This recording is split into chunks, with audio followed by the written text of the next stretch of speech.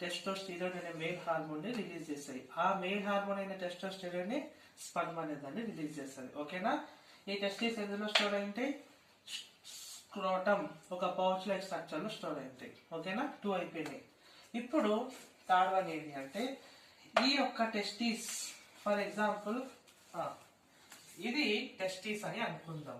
ఇందులో ఇట్లా మొత్తం ఇట్లా ఒక వైర్ ని చుడితే ఎట్లయితే ఉంటాయో అట్లా ఏమైతే అంటే కొన్ని ఉంటాయి. వాటిని మనం ఏమని అంటాము?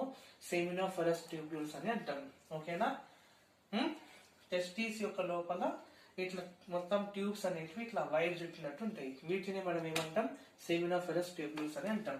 ఓకే, ఈ టెస్టిస్ అనే వాటికి ఒక పైప్ అనేది కనెక్ట్ అయి ఉంటుంది.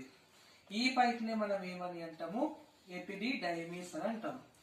సో ఏదైతే పైప్ అనేది ఈ యొక్క టెస్టిస్ నుంచి ఎక్స్టెండ్ అయిందో